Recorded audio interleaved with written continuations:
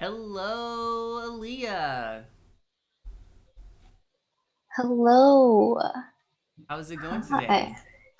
It's been good so far. How about you? I'm doing well. I'm really excited. I know, I hope that next time I won't be the first words on your show, but I know this is your very first episode of Electric Vision Entertainment. Oh my gosh, I was about to say online.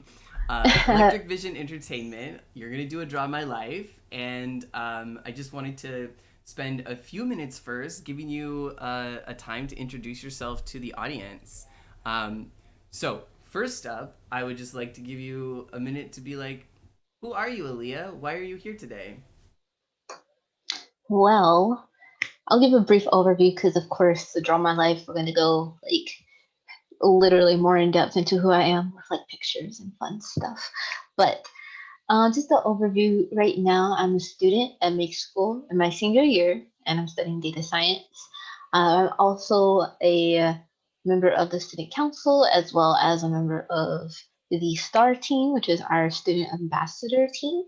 And it's through the ambassadors team that I got to this point where I wanted to, come up with more creative ideas to engage with students and other people in the world and just bring like different ideas and concepts and, you know, ways of getting out tech ideas out there into the world. So I figured it would be a good way to just, before getting into building robots and writing code and doing tutorials, it'd be a nice start to things. So just having a fun, relaxed session for our pilot episode to just talk about, who am I? Because, I want to build like a relationship with everyone, make sure people know who I am before they just start, jumping into the different things that I want to create.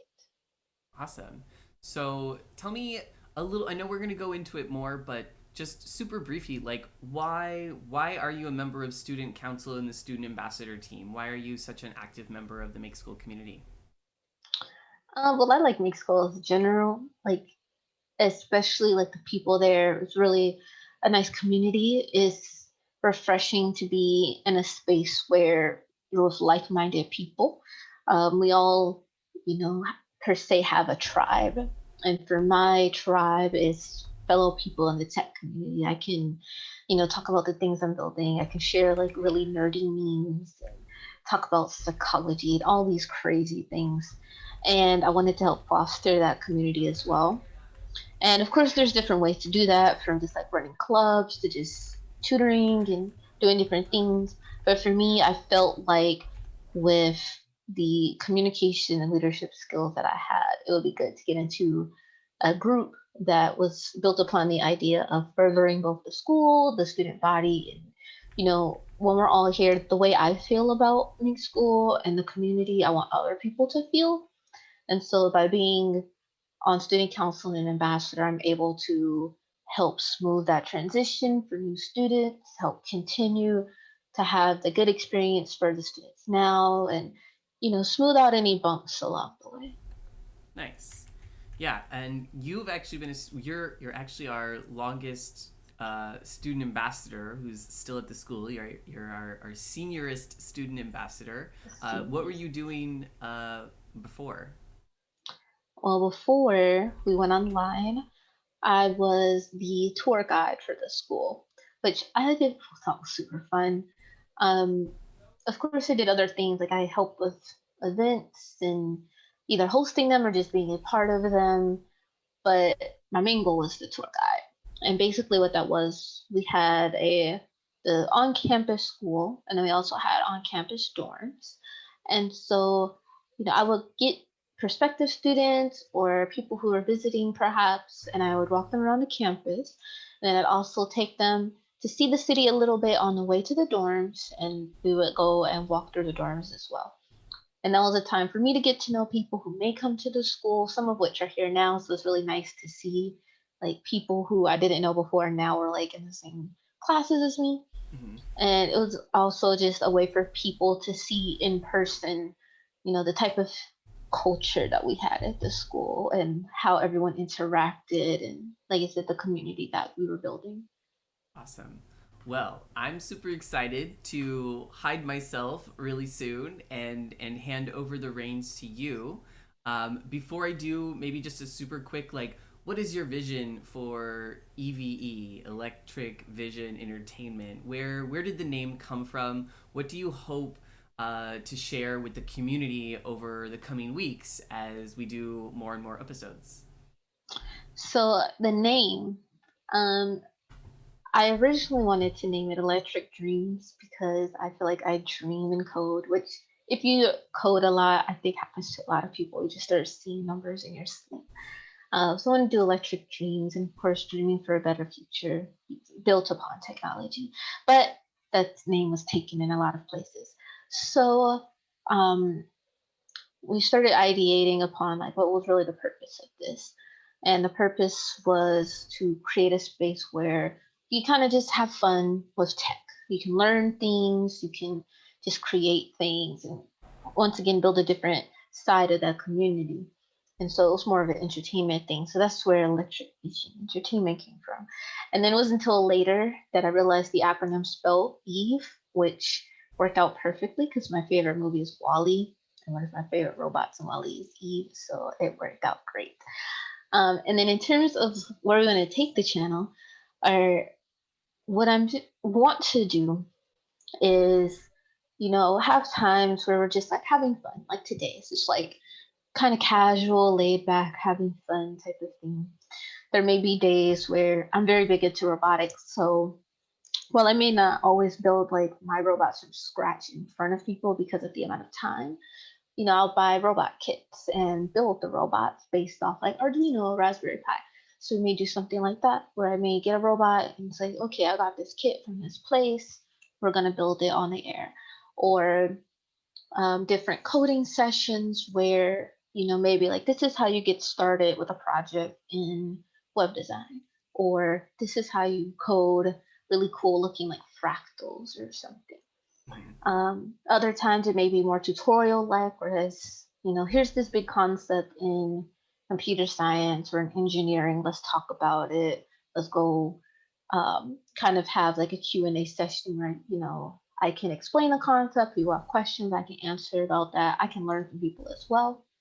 And also, depending on how that works out, is doing almost like interview sessions where I may bring in other people who are in tech, whether they may be big names, they may just be colleagues and friends who also do tech, and bring them in and talk to them about what they do, where they've come from, and their journey, what they want to see both in their realm of technology, but just in technology in general. How we can, from our smaller scale per se, impact things on a big level. Because I think that's really what tech is no matter how small it may seem, it really does have a big widespread effect on the world.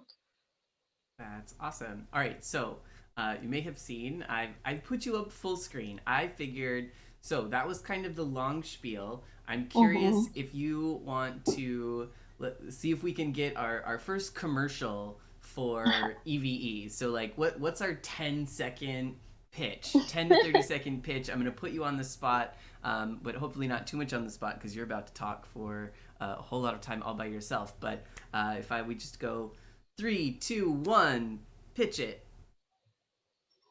Electric Vision Entertainment is a place where myself and fellow tech people can come together and create new and exciting things and just have fun with each other.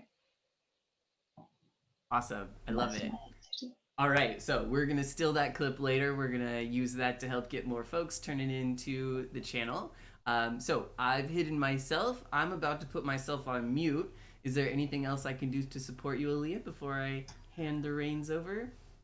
Um, Not that I could think of at the moment. Feel free to jump in at any time just for like commentary or feedback or just, updates and such. So, Awesome.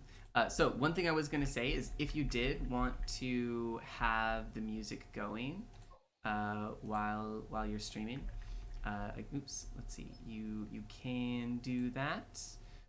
So that's sort of all controlled on your end. So if you want to do that, you don't need me at all. I'll just let you know if the audio is sort of balanced and to make sure that we can still hear you. Okay. I would pull up my Spotify and just play some lo-fi music, but I don't know if that's. Nice. I know how the internet is about like music rights, so I don't know if we want to try to do that. Yeah, I was gonna say, so the T Pain music, that's all good to go. That playlist that I shared. If you do some Okay. lo-fi, just make sure you search for some that is copyright free, because we don't want it to mute you later in the video if we do want to use it. Okay. Well, we'll just play from this playlist, and in the future we can maybe figure out like a different playlist from there. But Awesome. play this in the background for a little bit. All right. Well, I'm gonna put myself on mute, and I'm gonna leave it up to you. All right. All right. Thanks, Ilya. Thank you.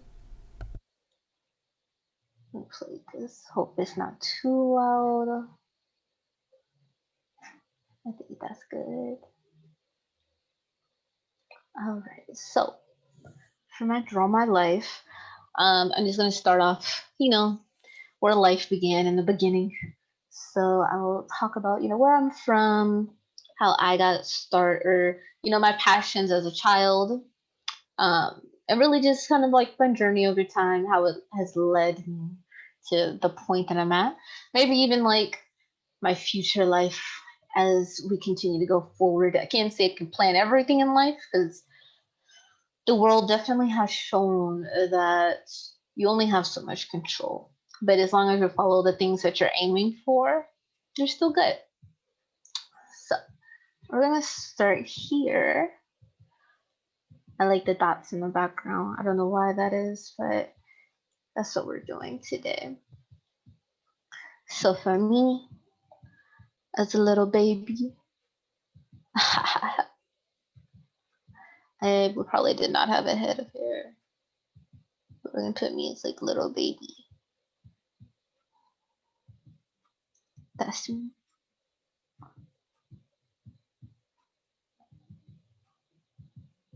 And I'm gonna just say now that a lot of my figures will be stick figures because I am neither the best artist.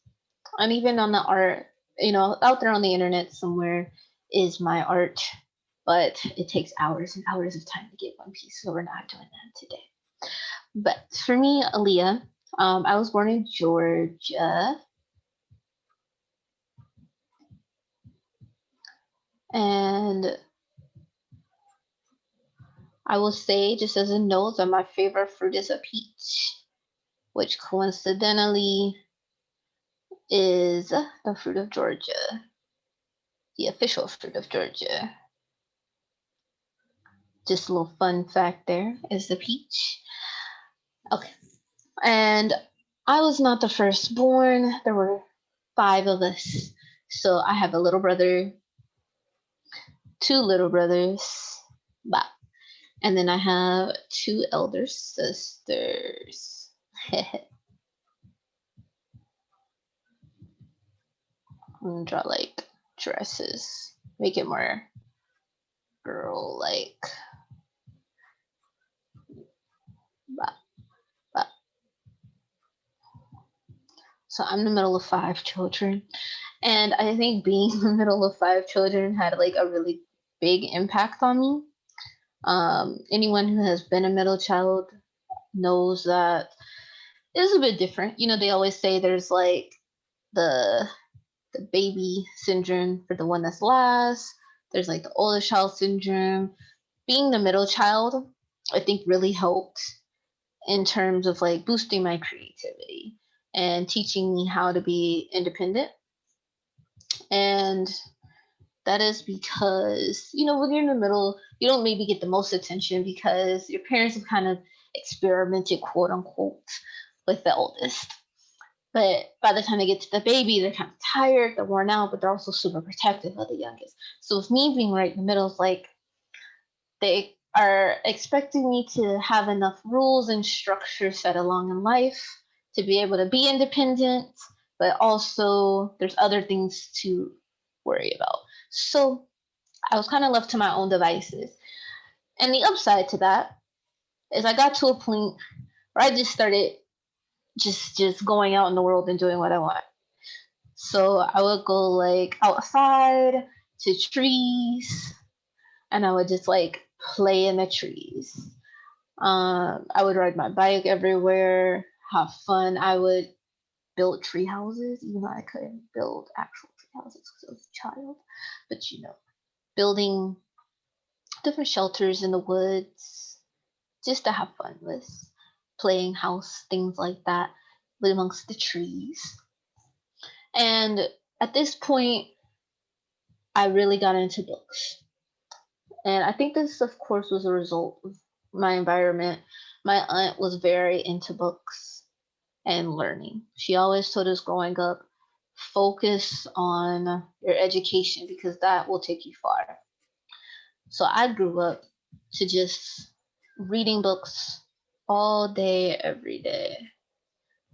And some of my closest friends are characters from books. I lived with them, I love them, and they take you far. So I spent a lot of my time in books. That being the result, I got to a point where not only was I reading for my entertainment, but I was reading to learn as well. Mind you, books weren't just the result of the learning, but this is a brain, by the way. Bah, bah, bah, bah. So I really grew to love the idea of learning, which I think is very integral, and that's a conversation for another day. But by reading these books, I learned that the world was a bigger place than I thought it would be. And, it's not just your small town, because I grew up in a city called College Park, Georgia. And that's where I spent my childhood. At least the first 8 or so years of it, I spent my childhood around here. Mind you, all I did was play outside. It's the simpler times in life, so I climbed trees, get my knees, all of that fun stuff. And then as I got older, like 8 plus or so, we moved to Fairburn. Mind you, both of these places are in South Atlanta. If you've met me in real life, I'll probably say I'm from Atlanta because people don't know. People might know College Park from like songs, but no one knows Fairburn, Georgia. But it's right on the outskirts of Atlanta, so I'll say Atlanta sometimes. And these are places that, they may not be as like technologically advanced as things are now or things are in other parts of the country. So I'll spend most of my days either at school or reading books. That's basically how I spent my life. So as I got older, it's really bored out here. So as I got older, I hit middle school, and this is where things really started to get intense. Now, mind you, my entire life I've been a nerd. I'm a proud nerd, but I wasn't always a proud nerd. I wasn't quite there yet. As a child, you get a lot of pressure from people to be certain types of ways rather than just being yourself. So for me, that really started manifesting in middle school because I started taking these courses called TAG. It stands for Talented and Gifted. My my middle school, which was Bear Creek, which is in Fairburn. Oh, let's see.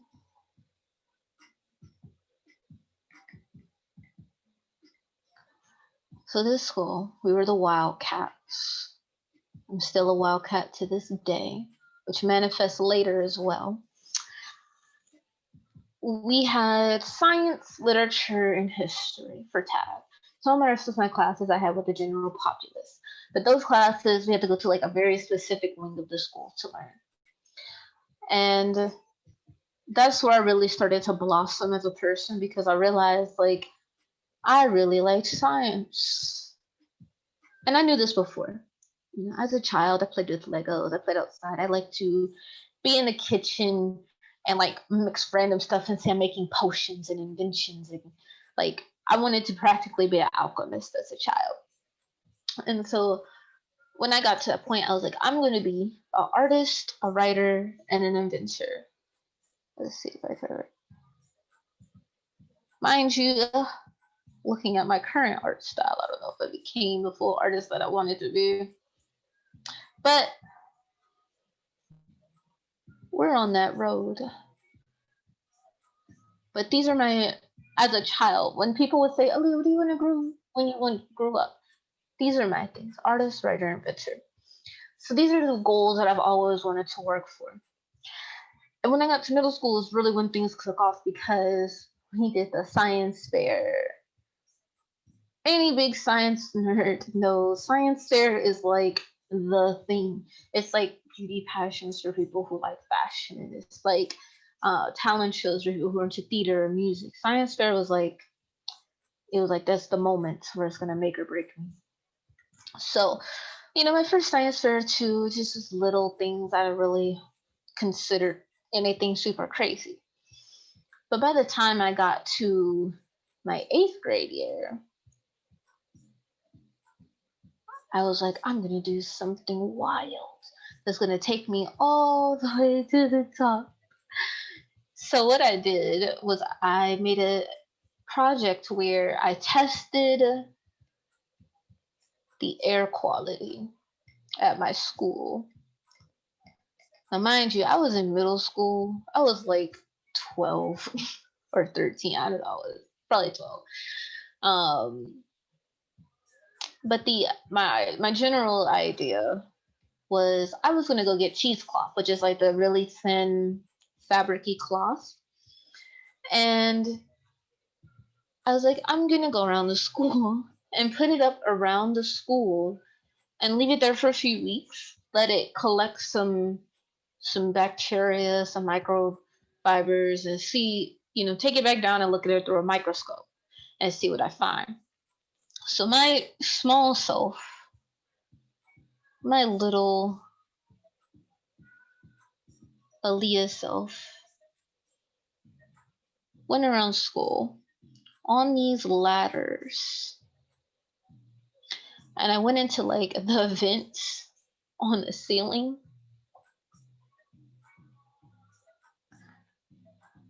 And I would put cheesecloth in the vents of my school. Mind you, this school wasn't small. I mean, I was a child, so to me it was a large school. But I know I put at least 12 throughout the school.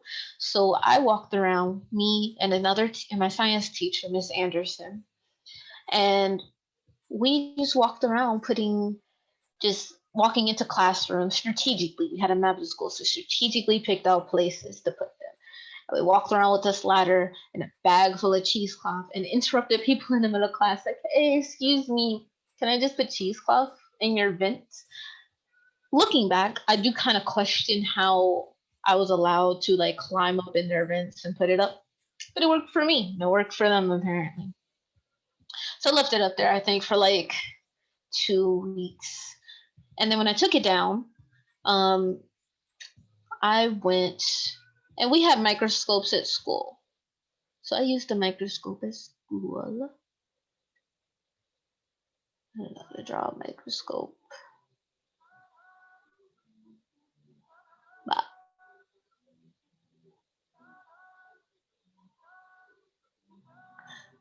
I would use a microscope at school. And I just look at the different things I found. I would cut out sections of the cheesecloth and, look through to see if I could find. This led me to getting first at the school because of just the idea and the execution. And I found some things. I don't recall what they were many years later. But after that, I ended up going to the county and got first in the county. And by this point, I was like, maybe the science thing could work for me. I might be into this. And so then I went to state, and I think I got like runner up in my category or something like that, or a special mention. But by that point, I was like, this is it. I'm going to be a scientist. I knew in that moment, it was like, I have to do science because it just was fun. I really was intrigued by the idea of there was something I could come up with in my brain And if I took the right steps, I could make it into a reality in real life. And not only did this, because I got to go to like a real science lab by the time I was going to state to do like one of those giant microscopes. And I could see like the importance of what I was doing, even that young. Because, if I'm looking at the air quality of the school, that affects me, that affects all the students, all the teachers. And so being able to bring that to life really pushed me towards the scientist. And as a result of that is where these guys came in. Honorable mentions. These guys. Everyone who knows me knows I love these guys. That science fair led me right to NASA. I do not work for them yet. I will throw that out there. Yet being the operative term. Our school ended up getting a partnership and with NASA, and they did this thing called a student symposium.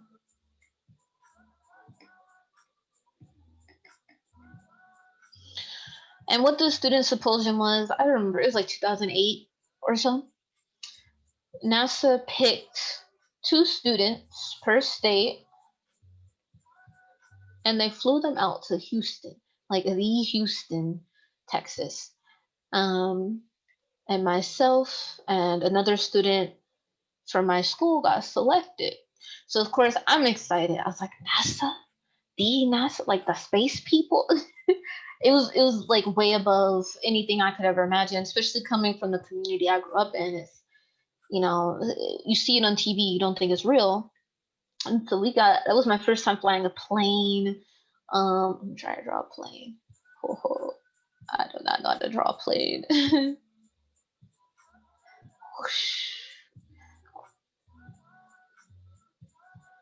So that was my first time on a plane, and we went to Texas.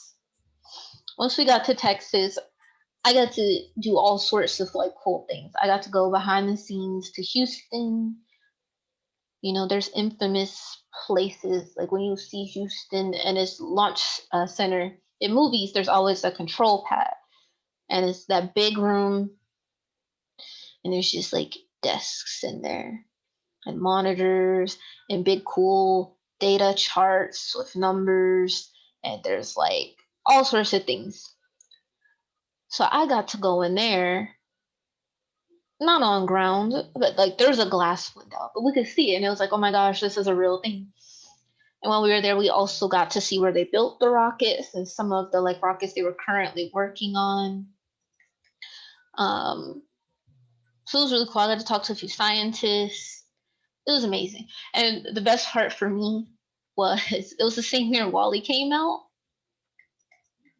which again is my favorite movie, which is about an adorable robot who goes to space. Can't ask for more. But the night that it came out, we had this big fancy dinner, all sorts of people at the dinner. And we're just eating food, but there's like CEOs and board members and astronauts at this meeting. And we're all sitting there just like eating food, chit chatting it up like old friends, watching WALL-E. And so for me, I think more than anything, that really pushed me towards engineering more than just being a scientist, but engineering. I wanted to build rockets and robots. And there's something about being in the presence of people who have done it and are currently doing it, and then watching like an animated movie about it. It kind of helps bridge that gap. And so it's like, this is possible to be here now with these people. Like, this is something that I really want to see happen. The only disappointment to that trip was that there was supposed to be a launch that day, and there was like some sort of issue with their rocket, so we weren't able to see the launch, which was sad because I really wanted to see like a rocket. I can't draw a rocket. Let me see if I can draw that. Um, yeah, it looks more like a hot dog, but bow, bow, bow, bow, bow, bow. So we weren't able to see this, which is sad. But it's fine because, as the years went by, I realized they were going to keep happening and life goes on. Um, when I got to high school, it wasn't as heavily into NASA and things like that. I mostly focused on my studies and trying to get into school because that's what high school is, you know, getting your life together. He's trying to figure out how to grow up as quickly as possible. So I went to this school called Westlake High School. It's in Atlanta, and it was a math and science magnet school. So I did get to spend a lot of time like learning, like transitioning technology. By that point, I'd taken all my like language classes, so they're like, "Hey, we have programming classes." I was like, "Oh, sure." So my first language was actually Java, not JavaScript, but Java for like AP Computer Science, and it just like clicked so smoothly. I mean, it was difficult. Don't get me wrong; it was a very big transition from just like English to Java. And then the next year, he did HTML, which looking back makes no sense. If anything, they should have had us learn HTML first and then Java, but it is what it is. And I'm sure floating out there somewhere on the internet are some of my very old websites, but let's not look at those. Um, yeah, so it was really high school. I didn't do much in high school except, like I said, go home, do it. I did things like extracurricular, but it was outside of school. Like I did martial arts for a few years. I did not get my black belt yet because I had to go to college right before that test. But I did spend a lot of time once again in the library, which I thought was great because they had a program where if you didn't want to like go to lunch, which at my school lunch was so hectic, I didn't want to go to lunch. So you could volunteer in the library. And I spent, at first I spent like this much time. This was like a chart of my time, maybe like this much. My freshman year, just like an hour a day. My junior or sophomore, I was like here, a little bit more time, like before school, after school. Junior year, it significantly rose. I just found a way to live in there over time. And then by senior year, we were doing what were called like work studies. So if you finish like certain credits, you only needed like two classes a year versus like six or seven, you could do a work study. So I did a work study under librarians. So I got to order new books and put them in a system and categorize things and do all sorts of craziness. So I ended up spending like my lunchtime, like 3 periods of my day in there. I lived in that library. But it was great because I got to spend like time reading and learning. I got to build like some of my closest friends or people that I've met working there and just it was fun. So that was high school. And then by the time I got to college, that's where things really started taking off exponentially. I went to a school called UAT, stands for University of Advancing Technology. It's very long. We're not going to take that out. Um, the good thing about that school that I really liked is this layout. So we had like the dorms, just like this, shaped like this from a top view, mind you. This was the dorms, and then like this was the school, like right here. And this distance literally was like 10 meters, if even 10 meters, if even 10. That's probably being very generous. It was way, I'm sure, way less than that. And then we had this like green space in the middle. Mm-hmm.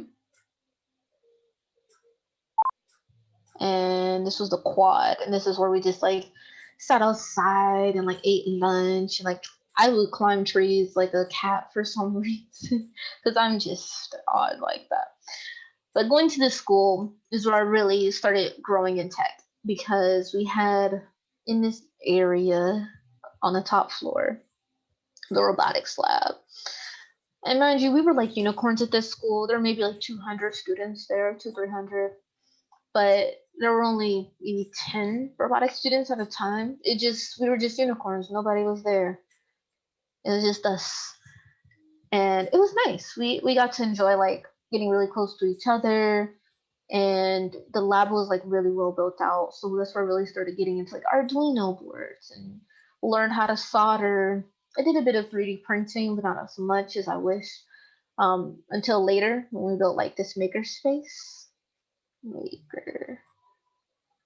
And that's where I learned to start like 3D printing, doing laser cutting, modeling, things like that at that school. So being at this school, I stayed until I got an associate. Something like that. Associate in robotics and embedded engineering.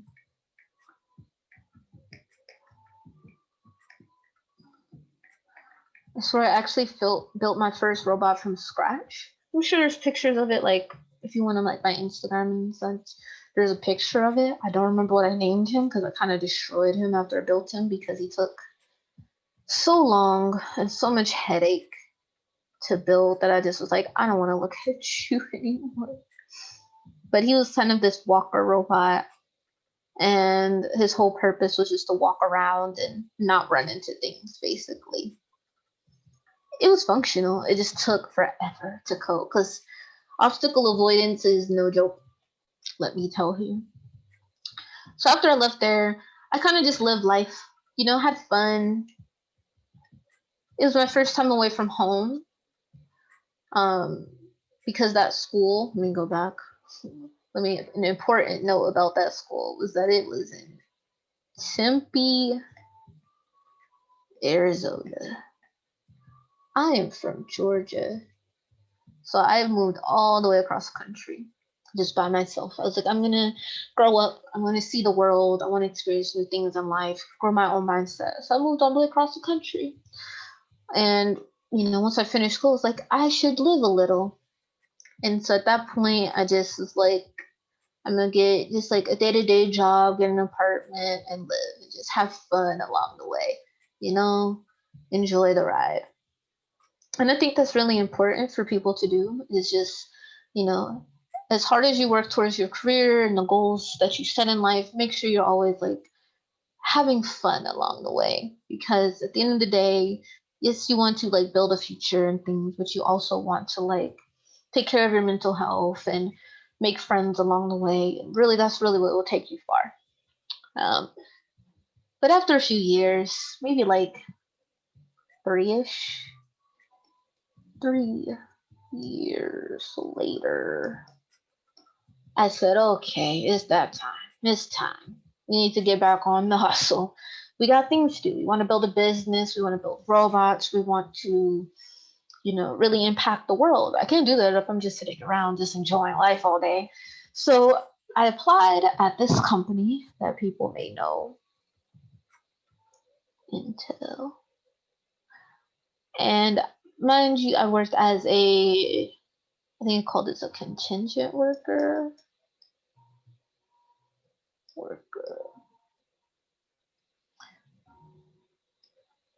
And the company I worked through as a contingent worker was called E.V.E.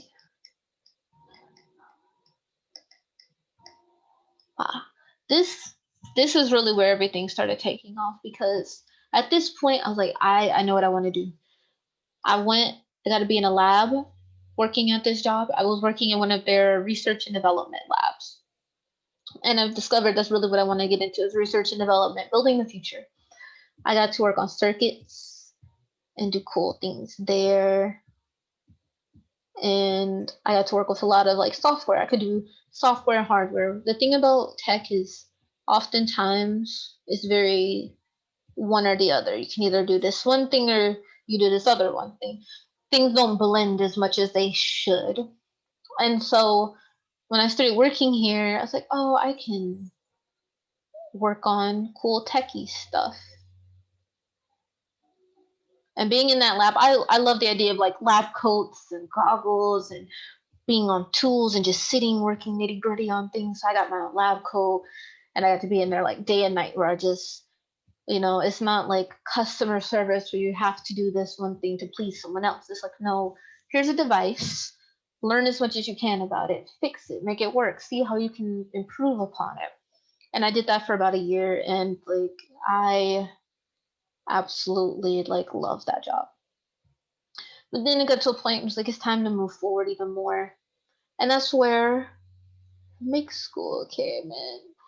I said, I want to move forward. I want to do better. I want to get better in life. So, how am I going to do that? Well, I should go to school and finish my bachelor's. So, I came to mixed school in San Francisco and I studied data science. The reason I picked data science is because it seemed closest to robotics. That way I can learn like machine learning, I could learn AI, and because I really want to still build upon those principles that I had before. And by going to San Francisco and, you know, seeing the Golden Gate, that is not what the Golden Gate. This is my Golden Gate Bridge. This is the Golden Gate. Being here and going to make school really like helped me solidify even more, like not just the idea of, okay, I'm going to be in a lab all day, because I love the idea of being in a lab all day and physically working on things, but this really led me forward even more into the idea of, you know creating my own content, of being able to implement my ideas into, networking with other people, and really just being able to, you know, design the future. And that's kind of what I'm working on now, is trying to still, create that for myself, for other people. Because like the thing that I've learned over the past few years of working at Intel is that tech really is like a collaborative space. It's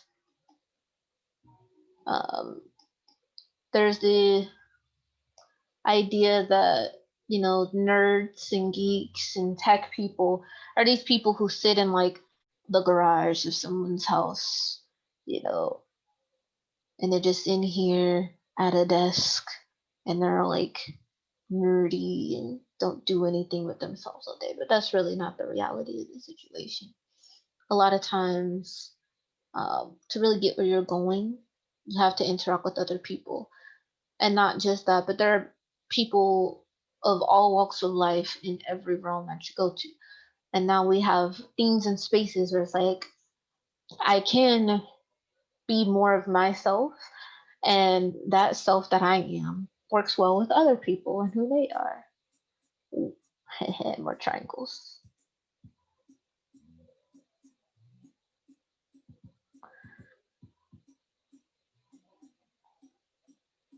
And so, going forward in the future, that's really what I'm trying to build upon as well, is to, I always tell people, what is the purpose of having knowledge if you can't share it with the world?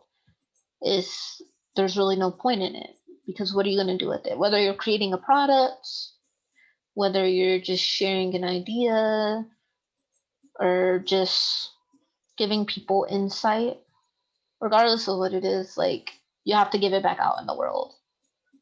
And so that's what I'm looking forward into the future, is, continuing to, create content, build products, and do different things that can put my ideas out into the world, help build this future that we all want, where like everything is just like really cool, really advanced, very sci-fi.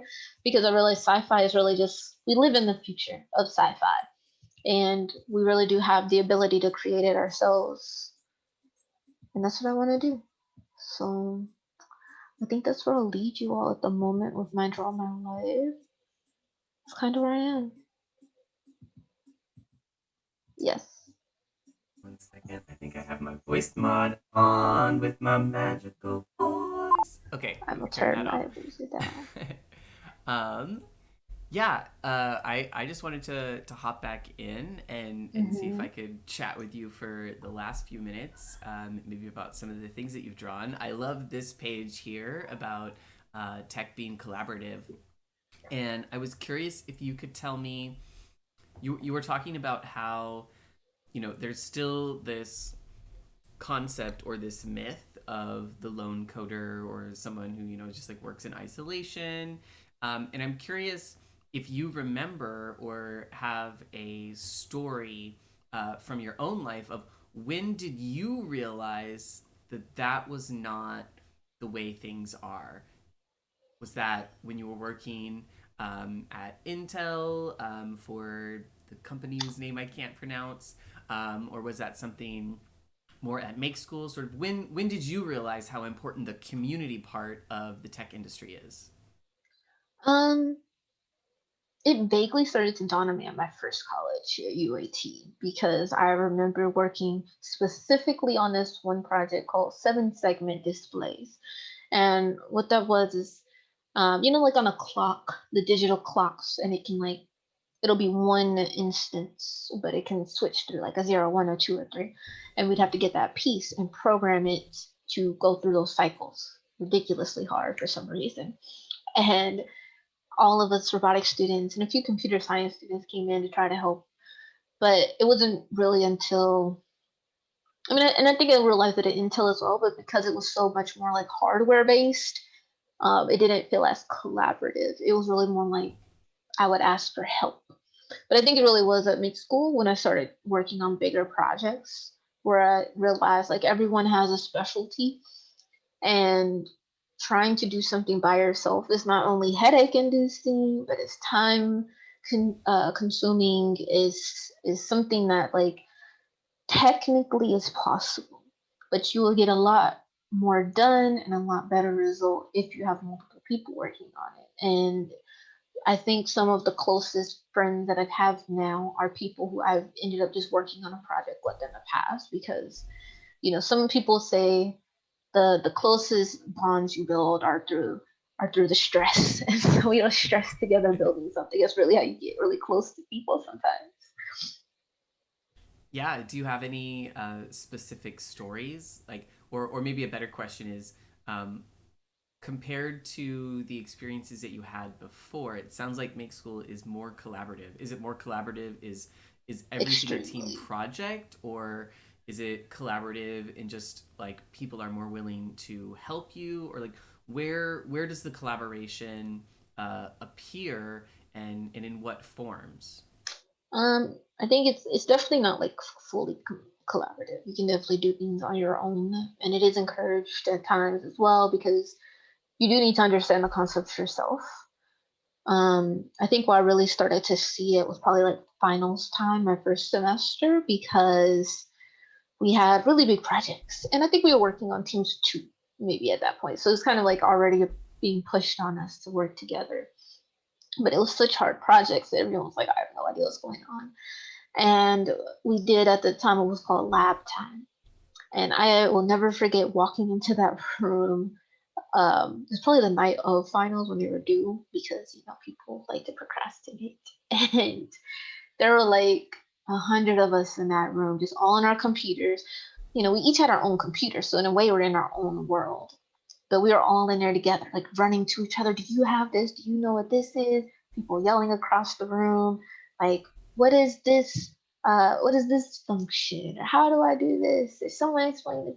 And just everyone being willing to help each other and work together. I think we were doing like it was called like herd immunity, where you're supposed to like get different pre-existing or theoretical viruses and predict um, all sorts of things about it and visualize things. It was very hard project. And I think that's really where I started to notice that like if I had sat here this whole time and tried to figure this out myself, I probably would have figured it out.